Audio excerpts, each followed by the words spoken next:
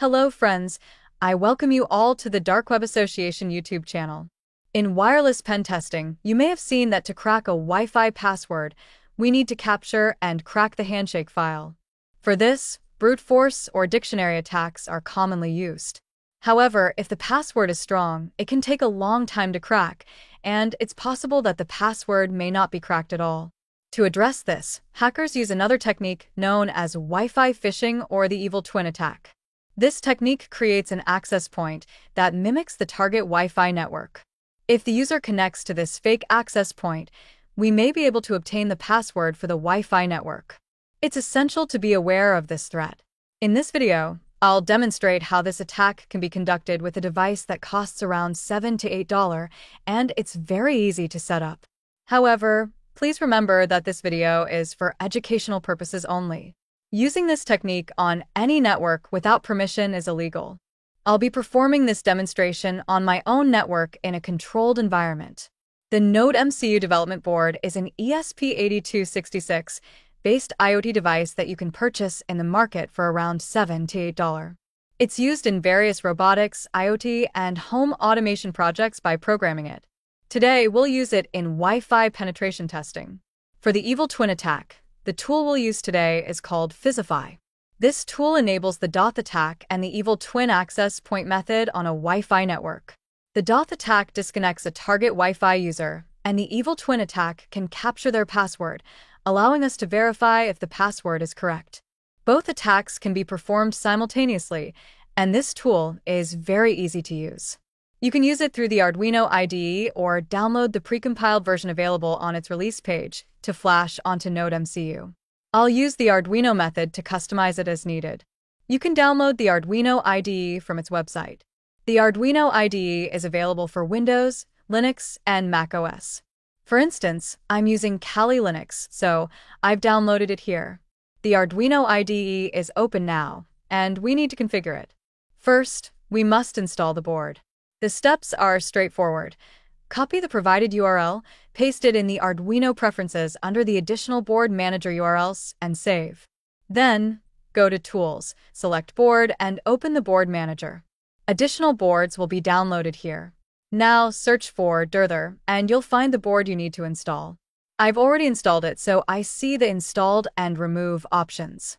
Once downloaded, select the Drthr ESP8266 board from the list. Various boards are available here, so choose the one you're using. For example, I'm using Node MCU, so I selected that. After this, set the port number. I connected my Node MCU to my system, and you can see the USB serial option appearing here. With the board selected, we'll now download the Physify script. Open it, copy the full code, and paste it into Arduino, or download it directly. I've downloaded and opened it here. Now we can configure it based on our requirements. You can set the admin IP, the name of the Wi-Fi access point, the password, and the message displayed on the portal. For example, I want to change the access point name, so I copy this name, opened replace, and changed it throughout the script. I replaced all occurrences with network. The access point name is now updated, and I'll adjust the password similarly. I copied and replaced the password with 123456778, wherever it appeared in the script. You can customize it as per your needs. After making changes, compile the code to check for errors. I've compiled it, and as you can see, it's successfully compiled. Now we'll upload it to the board by clicking Upload. Node MCU is already selected, so I've uploaded it. The sketch is compiling, and the upload process is starting. You can see the upload progress here. Once the upload is 100% complete, we're ready to use it. You don't need to keep it connected to the system. It can be powered by a power bank or mobile device. I've disconnected it from my system and connected it to a power bank. Once it powers on, an access point with the name you set will appear.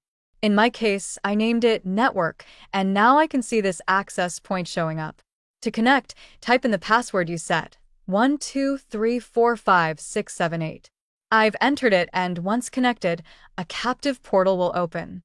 Here you'll see details such as the Wi-Fi SSID, BSSID, and channel. You can select the target Wi-Fi from this list. To open the admin panel, use the IP address 192 168.4.1, which can also be customized as needed. As you refresh, a list of surrounding Wi-Fi networks will appear. I'll select my target network for this demonstration, which is my own. After selecting, two options, Start DOTH and Start Evil Twin, will be highlighted. I'll start the Evil Twin attack. When it begins, a new Wi-Fi network with the same name as the target will be created, and the original network will go offline. On my other device, you can see two networks with the name Dark Web Association. When the user connects to the Evil Twin network, a captive portal will open, requesting the Wi-Fi password. If the user enters an incorrect password, a wrong password message will display, prompting them to try again.